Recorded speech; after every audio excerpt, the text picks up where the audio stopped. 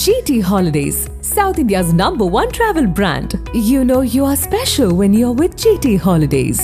நலம் காக்கும் ஸ்டாலின், உங்கள் குடும்பத்தின் நலன் அரசின் பொறுப்பு. கட்டணமில்லா மருத்துவ சேவைகள். பழைய நகையை கொடுத்து பை டு 11 monthsல அதே அடைக்கு புது நகையை எடுத்துக்கோங்க. எக்ஸ்ட்ராவா ₹1 தர வேண்டாம். Magic volt gold exchange. 2011 உளவுத்துறை டிஜிபியா இருந்தாங்க திரு ராமானுஜம். அதே மாதிரி 2016ல திரு TK ராஜேந்திரன், அவங்களும் இதே மாதிரி பொறுப்பு டிஜிபியா நியமிக்கப்பட்டார். சுப்ரீம் கோர்ட்ல கண்டெம்ப்ட் ஆஃப் கோர்ட் அப்படின்னு சொல்லிட்டு ஒரு வழக்கை வந்து NDDB அவங்க வந்து என்னோட நண்பர் தான் அவர் வந்து போட்டிருக்காங்க. இதுல பொறுப்பு டிஜிபி அல்லது நிரந்தர டிஜிபி இவங்களுக்கு இடையேயான வித்தியாசம் என்ன சார்?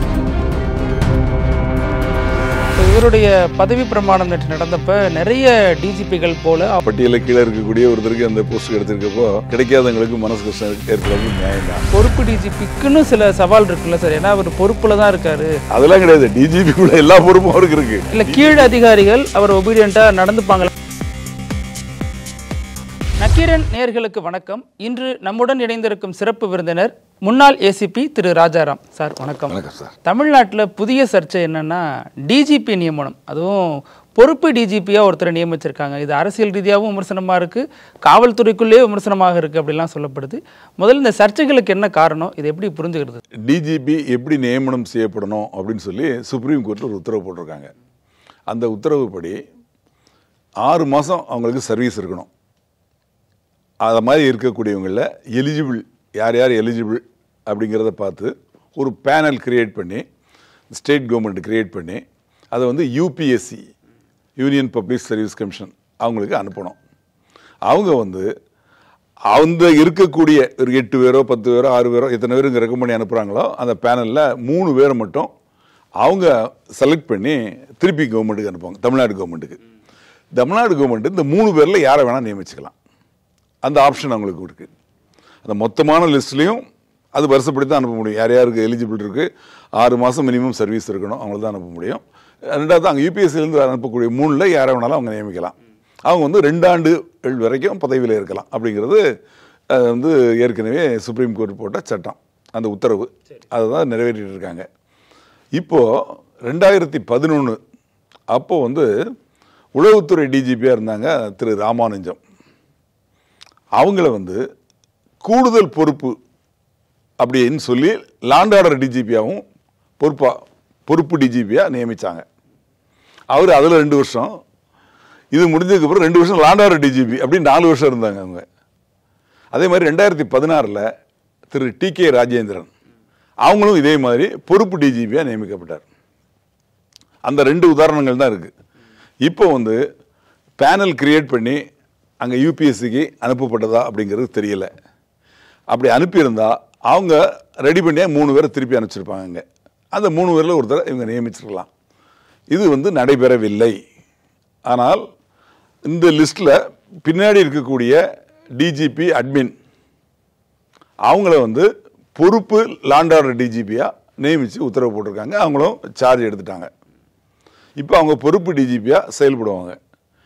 இதில் என்னென்னா, இப்போ எலெக்ஷன் வந்து வரப்போகுது. எலெக்ஷன் வர்றப்போ நிறைய சட்டம் ஒழுங்கு பிரச்சனைகள் வர்றதுக்கு வாய்ப்புகள் உண்டு. அதே மாதிரி உளவுத்துறை அவங்களுக்கு வந்து ஒர்க் ரொம்ப ஜாஸ்தியாக இருக்கும். அப்போது உளவுத்துறையில் என்னெல்லாம் வந்து விஷயங்கள் நடக்க போகுது அப்படின்னு சொல்கிறாங்களோ, அலர்ட் பண்ணுறாங்களோ, அந்த விஷயங்களை நடக்காமல் தடுக்கணும். அப்படி மீறி நடந்துட்டால் அதை கண்டுபிடிக்கணும். இது வந்து நார்மலாக இருக்கக்கூடிய சட்டம் ஒழுங்கு தவிர எக்ஸ்ட்ரா. அது இப்போ இந்த போஸ்ட் டிஜிபி லாண்ட் ஆர்டர் அப்படின்னு சொல்கிறது வந்து HOPF அப்படிம்பாங்க, ஹெட் ஆஃப் போலீஸ் ஃபோர்ஸ். அதாவது தமிழக காவல்துறையின் தலைவர் அவர் தான். அவர் தலைமையின் கீழே தான் அது செயல்படுது. டிஜிபிங்கிற ரேங்கில் நிறைய பேர் இருந்தாலும் கூட அந்த லாண்ட் ஆர்டர் டிஜிபி தான் HOPF. அப்படி இருக்கிறப்போ அந்த ஒரு முக்கியமான ஒரு போஸ்ட், அந்த போஸ்ட் வந்து இப்போ சொல்லப்போனால் ஒரு பொறுப்பு இன்சார்ஜில் தான் இருக்காங்க. அதுக்குன்னு ஒரு நபர் நியமிக்கப்பட்டு, ஒரு அதிகாரி நியமிக்கப்பட்டு, இந்த எலெக்ஷன் சமயத்தில் வரக்கூடிய பிரச்சனைகளையும் ஏற்கனவே இருக்கக்கூடிய சட்ட ஒழுங்கு பிரச்சனைகளையும் சமாளிக்கிறதுக்கு ஒரு போஸ்ட் இருந்து அந்த போஸ்ட்டுக்கு ஒருத்தரை போடாமல் எதுக்கு இன்னொரு போஸ்ட்டில் இருக்கிறவரை பொறுப்பாக போடுறாங்க அப்படிங்கிறது எனக்கு தெரியல. ஆனால் இது குறித்து சுப்ரீம் கோர்ட்டில் இப்போ வந்து கண்டெம்ப்ட் ஆஃப் கோர்ட், நீங்கள் இந்த மாதிரி உத்தரவு கொடுத்தீங்க, அந்த உத்தரவுப்படி இது நடத்தப்படலை அப்படின்னு சொல்லிட்டு ஒரு வழக்கை வந்து NDDB அவங்க வந்து என்னோட நண்பர் தான் அவர் வந்து போட்டிருக்காங்க. அந்த வழக்கு விசாரணைகள் வர்றப்போ அவங்க வந்து தமிழ்நாடு அரசை கூப்பிட்டு கேட்பாங்க. அதுக்கு இவங்க என்னன்னு பதில் சொல்லுவாங்க.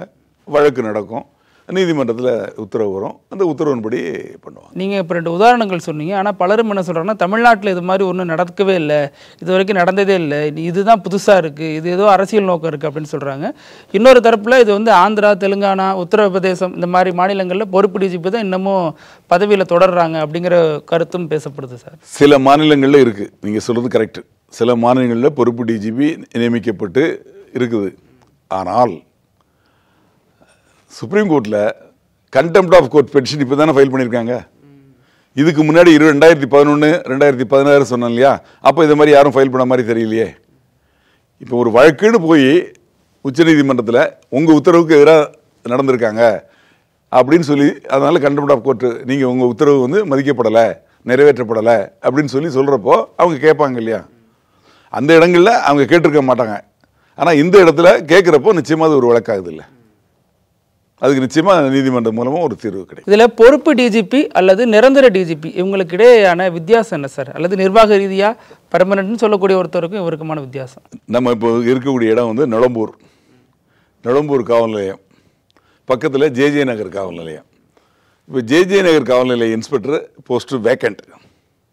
இப்போ நொளம்பூர் காவல் நிலைய இன்ஸ்பெக்டர் இன்சார்ஜ், பொறுப்பு ஆய்வாளர். அவர் அந்த போஸ்ட்டுக்கு உள்ள ஆய்வாளர் கிடையாது, வேறொரு போஸ்ட்டில் இருக்கக்கூடிய அடிஷ்னலாக இதை பார்க்குறார், கூடுதலாக இந்த பொறுப்பை கவனிக்கிறார். அப்போது இவரோட கவனம் வந்து 2 இடத்தையும் பார்க்க வேண்டியிருக்கும். அது முக்கியமான நேரம், அதாவது எந்த போஸ்ட் வேக்கண்டாக இருக்கோ அது வந்து இப்போ எலெக்ஷன் சமயம் அப்படிங்கிறப்போ அது ரொம்ப ரொம்ப முக்கியமான போஸ்ட்.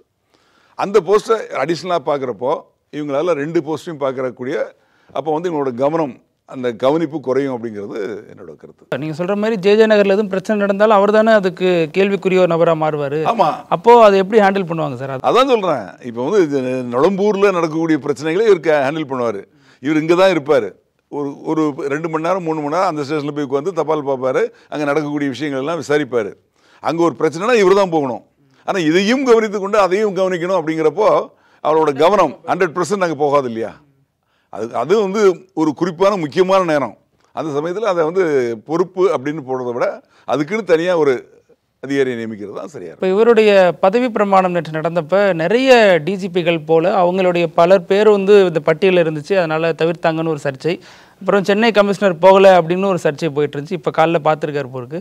ஸோ இதை எப்படி சார் புரிஞ்சுக்கிறது? அது தனக்கு கீழே இருக்கக்கூடிய அந்த பட்டியலில் கீழே இருக்கக்கூடிய ஒருத்தருக்கு அந்த போஸ்ட் எடுத்திருக்கப்போ கிடைக்காதவங்களுக்கு மனசு கஷ்டம் ஏற்படுறது நியாயம்தான். ஆனால் அதுதான் காரணமா அப்படிங்கிறது நமக்கு தெரியாது. இன்றைக்கி டிஜிபியை போய் நம்ம சென்னை கமிஷனர் வந்து அவங்களோட ஸ்ட்ரென்த், அவங்களுக்கு கீழே இருக்கக்கூடிய additional commissioners, joint commissioners, deputy commissioners எல்லாரையும் அழைச்சிட்டு போய் மொத்தமாக போய் இன்றைக்கி பார்த்துருக்காங்க. அதனால் அவங்க வரல அப்படிங்கிறது வந்து என்ன காரணம்னு தெரியல. ஆனால் இவங்க போய் முறைப்படி பார்த்துருக்கேன். இல்லை, தங்களை வந்து அரசு புறக்கணிச்சிட்டுங்கிற அதிருப்தியில் அவங்க இந்த நிகழ்ச்சியை புறக்கணிச்சாங்க அப்படிங்கிற மாதிரியும் பேசப்படுது. அதுக்காக இல்லை, அப்படி இருக்கலாம். இல்லை, நேற்று ஹாலிடே, அதனால் அவங்க பார்க்காம இருந்தாங்க, அவங்க ஆஃபீஸுக்கு வந்துருக்க மாட்டாங்க. அதனால் இப்போ இன்றைக்கி ஒர்க்கிங் டே, அதனால் பார்க்கறதுக்கு வாய்ப்பு இருக்குது. என்னங்கிறத நம்ம வந்து கரெக்டாக சொல்ல முடியாது. ஆனால் என்னங்கிறது அவங்களுக்கு தான் தெரியும். இந்த மாதிரி நான் சொல்கிற காரணங்களும் இருக்கிறதுக்கு வாய்ப்புகள் உண்டு. இப்போ இதில் தமிழக அரசு அடுத்து செய்யணும்னா என்ன சார் செய்ய முடியும்? ஏன்னா பெரிய சர்ச்சையாக அது மாறிட்டு இருக்கு. இப்போ இந்த விஷயம் கோர்ட்டுக்கு போயிடுச்சு, சுப்ரீம் கோர்ட்டு கைக்கு போயிடுச்சு. இப்போ அவங்க கூப்பிட்டு கேட்பாங்க, இதுக்கு என்ன பதில்னு நம்ம கவர்மெண்ட்டை கேட்பாங்க. அப்போ கவர்மெண்ட் தரப்பில் பதில் சொல்லுவாங்க. அவங்க என்ன பதில் சொல்கிறாங்களோ அதை பொறுத்து அவங்க உத்தரவு பிறப்பிப்பாங்க.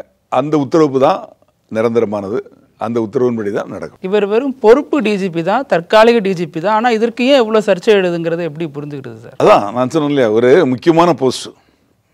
அந்த முக்கியமான போஸ்ட் வந்து இப்போ முக்கியமான நேரம் வேறு.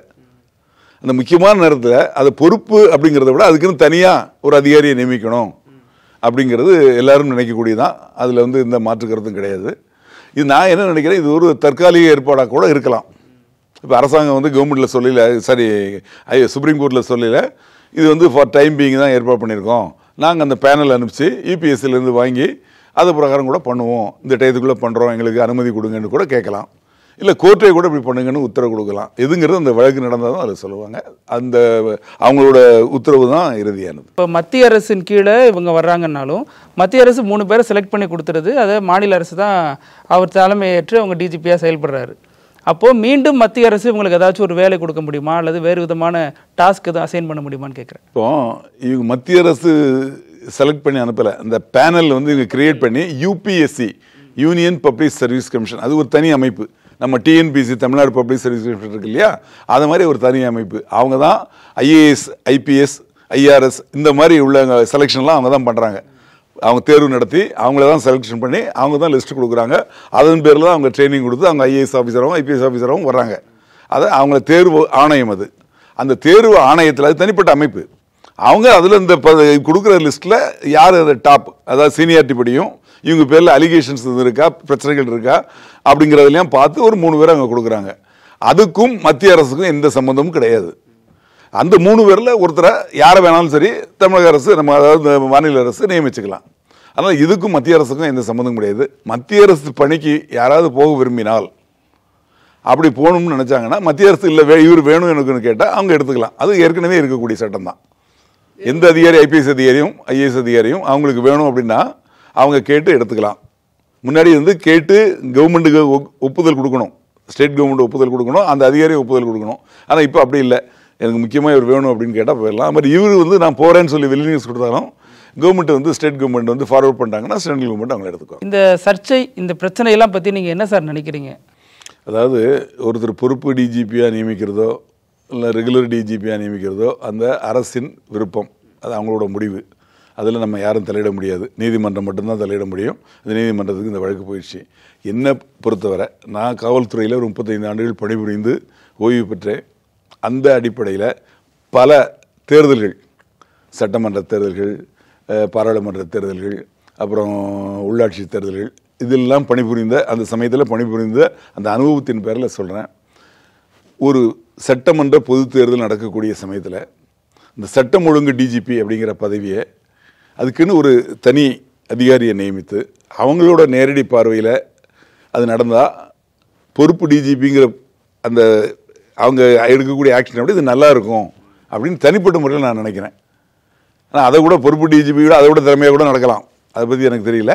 ஆனால் அந்த மாதிரி அந்த போஸ்ட்டை வேக்கண்டாக வைக்காமல் அதுக்கு இன்னொருத்தருக்கு இன்சார்ஜின்னு போடுறதோட அதுக்குன்னு தனி ஒரு அதிகாரியை, சிறந்த அதிகாரி நடத்தி அந்த சிறந்த அதிகாரியை போஸ்டிங் போட்டு இந்த தேர்தலை திறமையாக நடத்தி ஒரு சட்ட ஒழுங்கு பிரச்சனை, ஒரு பொருட்சேதம், உயிர் சேதம் எதுவும் இல்லாமல் தேர்தலை அமைதியான முறையில் நடத்தி தமிழக மக்கள் அமைதியான முறையில் வாக்களித்து அவங்களால் தேர்ந்தெடுக்கப்பட்ட ஒரு அரசு வர வேண்டும். அது அரசு அந்த பொறுப்புக்கு வர்றது வரைக்கும் இந்த எலெக்ஷன் சமயத்தில் எந்த சட்ட ஒழுங்கு பிரச்சனையும் இல்லாமல் இருக்கணும், அதை பாதுகாக்கணும் அப்படிங்கிறது தான் என்னுடைய வேண்டும். இப்போ சார் பொறுப்பு டிஜிபிக்குன்னு சில சவால் இருக்குல்ல சார், ஏன்னா அவர் பொறுப்பில் தான் இருக்காரு. நம்ம அப்படிலாம் கிடையாது, அதெல்லாம் கிடையாது. டிஜிபிக்குள்ள எல்லா பொறுப்பும் அவருக்கு இருக்கு. இல்லை கீழ் அதிகாரிகள் அவர் ஒபீடியண்ட்டாக நடந்துப்பாங்களா? நடந்து ஆகணும். அதில் போலீஸ் வந்து செயின் ஆஃப் ஆக்ஷன் அப்படிம்பாங்க.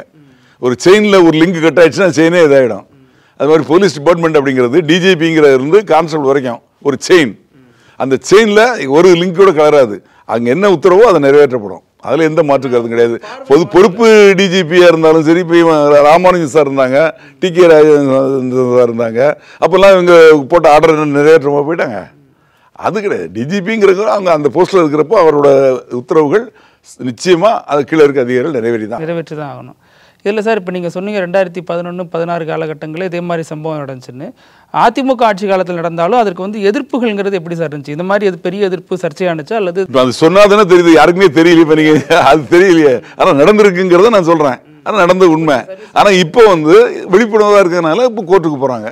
இப்போ கோர்ட்டுக்கு போனாலும் என்ன, கோர்ட்டு தீர்ப்பு சொல்ல போகிறாங்க. அது அப்படி நடக்க போகுது. இல்லை சார், இப்போ இவ்வளோ கஷ்டப்பட்டு இவ்வளோ சர்ச்சைகளுக்கு தாண்டி இவரை பொறுப்பு டிஜிபியாக நியமிக்கிறதுக்கு பதிலாக ஏற்கனவே இருந்த டிஜிபி சங்கர் ஜிவாலையே எக்ஸ்டெண்ட் பண்ணியிருக்கலாமே சார். அதாவது அந்த சுப்ரீம் கோர்ட் உத்தரவில் 6 மாதம் அவங்களுக்கு சர்வீஸ் இருக்கிறவங்கள மட்டும்தான் அந்த பேனலில் இது பண்ணணும்.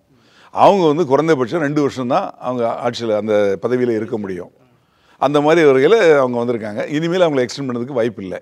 அதனால தான் இப்போ அவங்களுக்கு வந்து வேறு இடத்துல தீயணைப்பு துறையில் ஒரு ஆணையம் நியமித்து அதில் ஆணையராக அவரை போட்டிருக்காங்க. இல்லை, அதுவுமே சர்ச்சையாக பார்க்கப்படுது. இப்போ ரிட்டையர் ஆனவருக்கு அடுத்த நாளே இன்னொரு புது பதவி தராங்கன்னா அதற்கு பின்னணியில் ஏதாவது அரசியல் காரணம் இருக்கும் அப்படிங்கிற மாதிரி. அதாவது அரசாங்கம் செய்யக்கூடிய செயல்களை நம்ம கேள்வி கேட்க முடியாது.